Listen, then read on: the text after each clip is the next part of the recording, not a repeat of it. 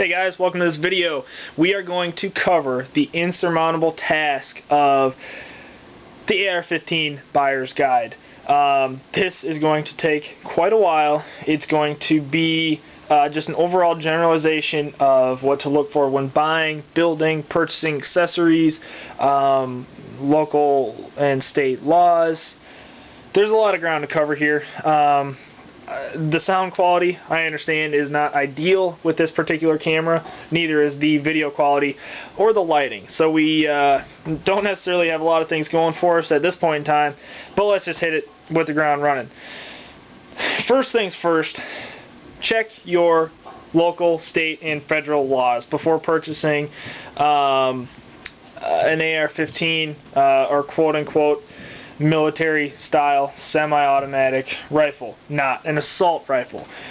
We are not able to own assault rifles, and that is a media term used often to make these black rifles look evil. Okay, we're not calling them assault rifles, they're AR-15s. AR-15 does not stand for assault rifle, it stands for Armalite, who is the original designer. Obviously Eugene Stoner worked for Armalite when he designed, in the most part, the AR-15. Okay, we're not going to get into that. First things first, check your local laws. Acquire any permit to purchase, permit to acquire, whatever they call it. Acquire that from your local PD in order to purchase an AR-15 or, again, military style semi-automatic rifle. Check in with your local gun shop if you have any questions on what you need to have to legally purchase something like this. Also check what they have in stock. I would recommend buying your first AR-15 from your local dealer. In all reality, you're not going to be too sure on what you want specifically in your rifle, and chances are they have quite a few to choose from, assuming that they have any at all in stock. With local political campaigns and elections, these are a hot commodity, as well as other natural disasters and things of that nature. Chances are your local gun shop will have an AR-15 that looks something like what you see on the table. That is a basic 16-inch AR-15 chambered in .223 or 5.56. No, they are not the same, but for this video we're going to just call them one in the same. Okay, this particular one is a Franken gun, whatever you want to call it. It's used with a whole bunch of different manufacturers' parts put together. So I understand the parkerizing does not match the upper receiver and the lower receiver. We're going to disregard for this video here. As you can see, this is a flat top upper receiver. You'll notice the rail on the upper receiver itself, opposed to a A1 style sight or carry handle. Again, this is a A3 style flat top upper with your standard M4 collapsible stock. Okay, that is adjustable, as well as your plastic handguards here with heat shield. A2 style front sight post / gas block, as well as a standard A2 style flash suppressor, this piece up here. Okay, chances are your local gun shop will have something that resembles this. Okay, it's going to be up to you, the buyer, to determine what exactly you want to do with the rifle. If it's going to be a recreational rifle, if it's going to be your home defense weapon, quote-unquote shit hit the fan rifle. There's all sorts of different designations for what you're going to use your AR-15s to, and chances are you are going to want more than one very quickly. To start out with, this is a fine gun, very basic. Obviously there would be a rear sight on this that is not equipped at the moment, but this gun will do nearly everything you ask of it. Okay, another thing I should mention is people even use AR-15s chambered in 5.56 for, you know, big game hunting, whether that be whitetail, deer, anything like that. That's not my forte. That's not what I use my rifles for. They are strictly recreational home defense guns. with that said, again, it's going to be up to you to decide what you want to do with your rifle. When you walk in your shop, chances are they're going to have a variety of guns, like I said. A couple manufacturers that are very common in shops are DPMS arms, Rock River arms, Smith & Wesson with their M&P 15, even Armalite or Colt. Those last two are somewhat better respected than the first list. Not to say all those rifles won't function. Chances are that they're going to have something in the range of $700 to $1,200. And again, it's going to be up to you to determine what you want to do with it, how much you want to spend, and things that you want to have on the rifle. So as pictured, you've got your base gun. Okay, right here, there's no rails, there's no lights. You obviously throw sights on here, more optical sights, basic stock. This is a Magpul Myad grip. It's adjustable to fit your hand a little better. That would most likely not come on your rifle from the shop. Okay, that's again up to you to decide what you want to do with it. We've all got our own tastes in what we want on our rifle. This is my primary AR-15. Obviously you can see there's a light holographic weapon sight, backup iron sights, slightly different stock, slightly different grip, sling attachment points, vertical foregrip here, adjustable gas block. Okay, this is a JP Enterprise front sight post and adjustable gas block, as well as what's referred to as a muzzle brake. AR-15s are like Barbies for men. It will consume a majority of your disposable income, and you're most likely going to want more than one rifle in the very near future.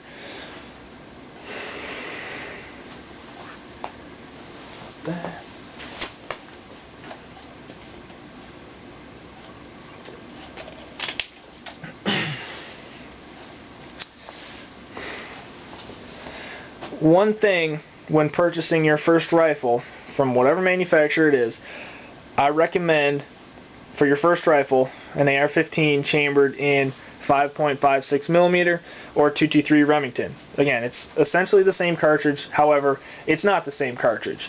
The reason being, parts availability. If you have any issues whatsoever with parts breakages, anything like that, you can find replacements easily. The guns are set up extremely well for this caliber with gas systems. We'll cover that in a bit. If you get out in some of the oddball calibers, it's going to take more fine tuning from the operator than, say, a gun chambered in 223 or 5.56. Also, magazine availability. There is absolutely a ton of magazines, quality magazines available for 223 or 5.56 guns out there. Another advantage that maybe is not necessarily as important as the other reasons listed is the ability to fire 22 long rifle from your 223 gun. This rifle here that I just brought up is an AR-15, but it is chambered in 22 long rifle. The only thing you have to do to convert a standard 223 gun or 5.56, remember they're essentially the same, to fire 22 long rifle is obviously change the magazines. This is a 22 long rifle magazine. Okay, you can obviously tell it's a substantial difference. They look the same, use the same latch system, but obviously they're substantially different. The biggest difference, however, and what makes this gun work is the bolt and bolt carrier group. Okay, this is a CMMG 22 conversion bolt. You can pick these up for under $200. This particular one's got 6,000 rounds through it. Obviously functions perfectly as you'd expect.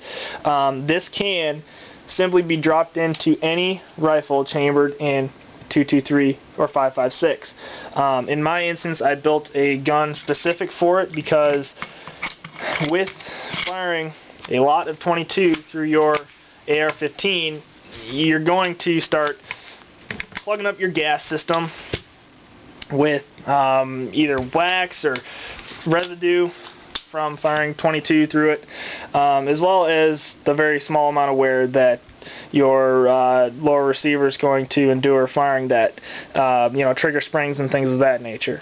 For my instance, I just was fortunate enough to be able to build a dedicated AR-15 trainer chambered in 22 long rifle.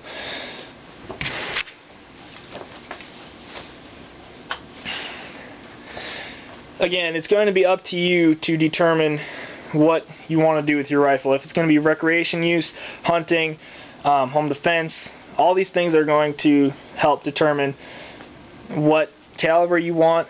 But as a general rule of thumb, you cannot go wrong with 223. I have successfully taken 223 AR-15s with 16-inch barrels out to 600 yards, just shooting steel. People have done it much further than that. It's an affordable caliber to shoot. The ammo choices out there are infinite. You can get a round that is good at anything you need it to do.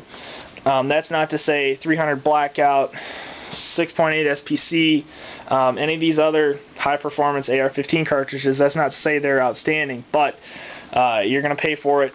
Your guns are going to be a little more expensive and maybe a little more finicky.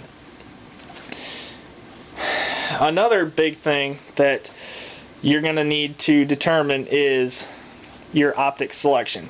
If you want just basic iron sights, or if you want to put a holographic weapon sight, a red dot, a scope, any of these things are going to enhance your shooting experience.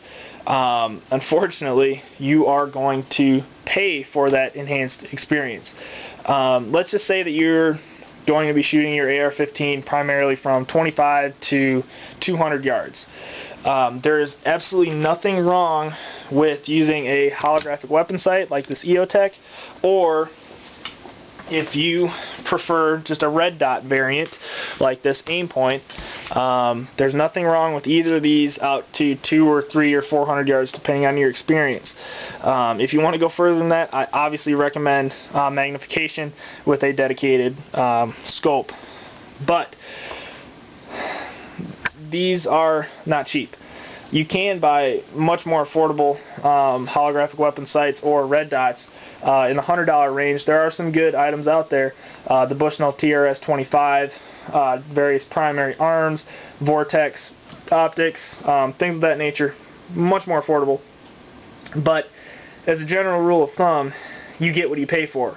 That you get what you pay for is valid in lights, mounts, rails, grips, stocks, receivers, parts, everything. Okay, generally you get what you pay for in everything in terms of firearms. Okay, so that is something worth noting. But if it's just going to be a recreational rifle, a dedicated range gun, there's no reason to spend $700 on Aimpoint Comp M4 when a basic Vortex strike fire or whatever will do the job just as well. That's going to be up to you to decide. For me, I was very fortunate and was able to acquire the sighting systems you see here. That's not to say that just your general iron sights are not going to be sufficient for your use. It's definitely good to be proficient with iron sights only, but you'll find as your skills increase that having a dedicated optic is going to enhance your shooting experience and your ability that much more. Okay, so it's going to be up to you to decide what you want to spend your money on as far as optics are concerned, and that's not to say that mounting a full-size magnification rifle scope is not going to be the right choice for you. Okay, again, that's going to be up to you to decide. Now, as mentioned, AR-15s are extremely modular. They are like Barbies for men, as some people say. You can customize them to the ends of whatever you want to do with it. Okay, you can change anything on here that you want. Barrel length, muzzle devices, rails, grips, receivers, optics, sling mounts, stocks, everything. Okay, everything is adjustable, modular, whatever you want to call it.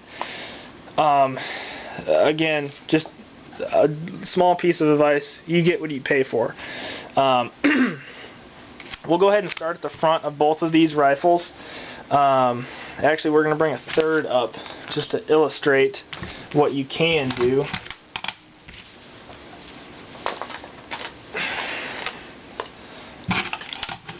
Okay, hopefully this will be able to show in the camera slightly. We're going to call it good from here. We're going to go ahead and start at the front of all of these rifles with the muzzle device on each. Okay, hopefully that shows up.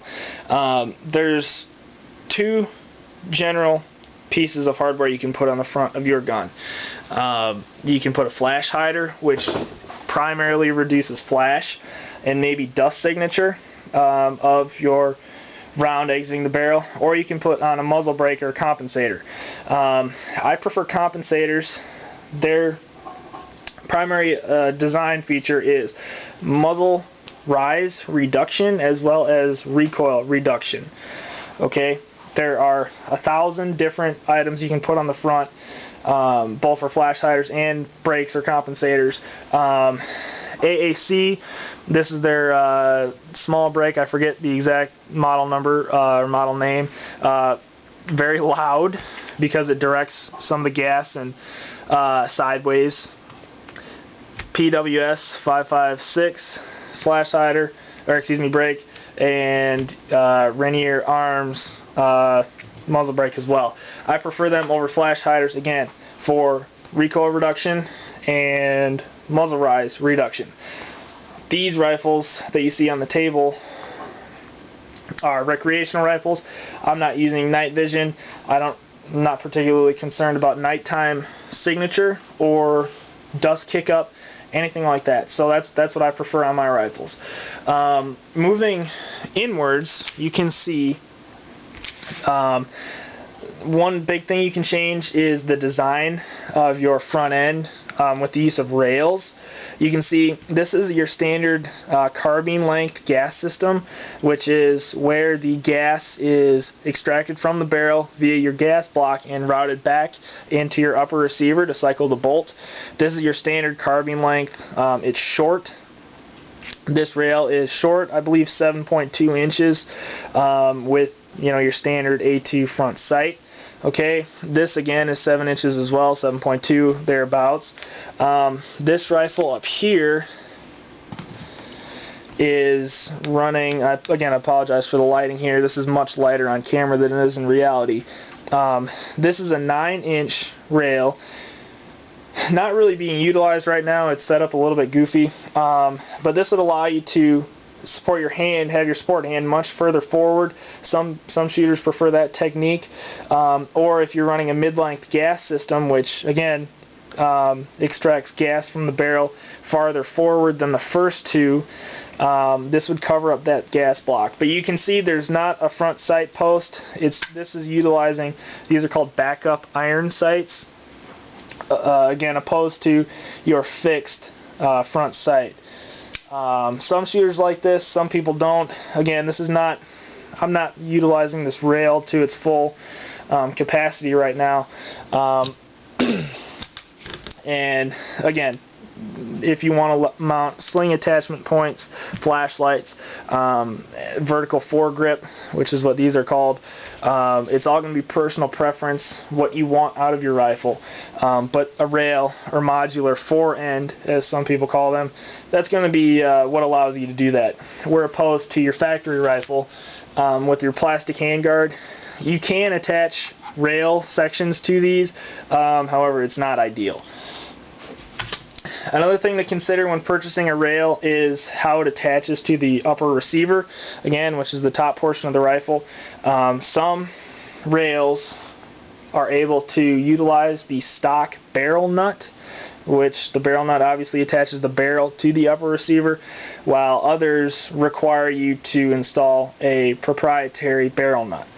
Okay, gunsmiths are obviously able to do this, but there's nothing that your regular Joe cannot do. These rifles are extremely simple to work on as well as find information for. Okay, again, we covered optics.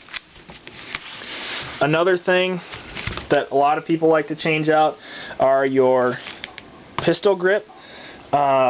This right here is your pistol grip, whatever you want to call it. This is your factory grip, A2 style grip. And all the other rifles on the table are utilizing Magpul's MyAd grip. It's a modular grip that you can customize to your hand size or whatever you prefer. Another thing that people like to change, including myself, is the trigger mechanism. It's, again, very easy to do. This rifle right here is utilizing a Geisley trigger. Geisley is often thought of as one of the more renowned trigger manufacturers. Again, you're going to pay for the name and for the quality. It's going to be up to you to decide if it's worth it or not. You can see the trigger mechanism in here. It's held in with 2 pins. Very easy to change. And they're very easy to work on as well. That's going to be up to you again to decide what is going to be best suited for you and how much money you want to spend. Rock River Arms have a very nice 2-stage trigger for a good price, or just your standard trigger that came in the rifle can be polished and modified to actually be quite crisp and quite effective.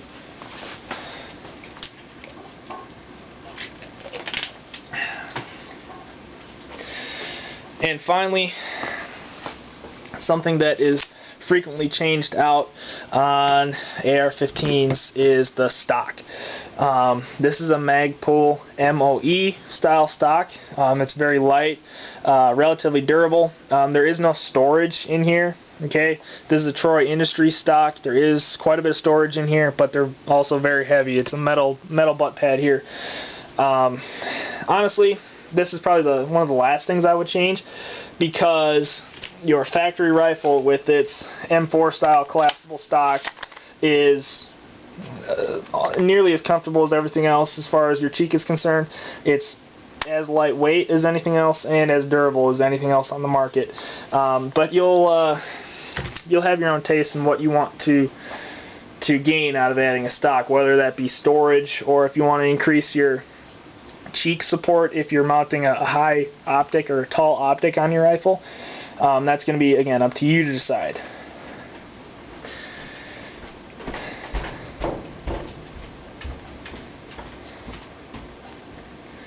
Okay, now as far as if you're going to build your own rifle from scratch, which all of these rifles on the table are built from scratch. It's just something I prefer. I'm kind of a tinkerer that way. I like to, take specific parts, put them on with other specific parts, and have what I consider the ultimate rifle. This right here is my example of that, utilizing the parts that I want and combining them together to have something that I think is ideal. Again, these are very easy rifles to work on. I would not necessarily recommend building your first AR-15. I would recommend buying one. And if you want a change of things, either just buying an upper receiver, which again can be shipped in the mail directly to your house. If you just want to buy an upper receiver and a different caliber and utilize the same lower receiver or a different barrel length or with different optics, that's a very common thing to do as well. There are generally infinite possibilities with what you want to do.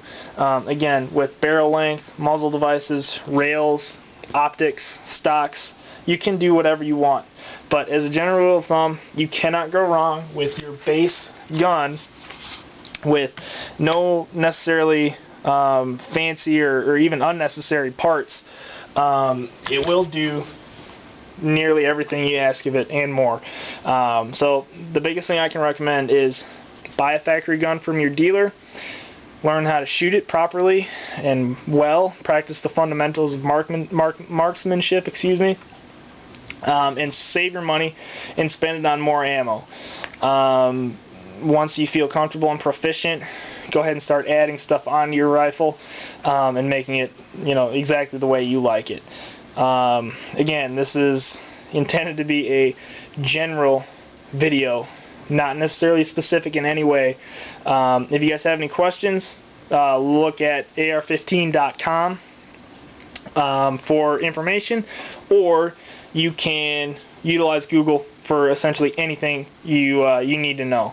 If you guys have any specific questions for me or how I configure my rifles, check out the comment section or send me a message and I'll be sure to get back to you. Thanks for watching.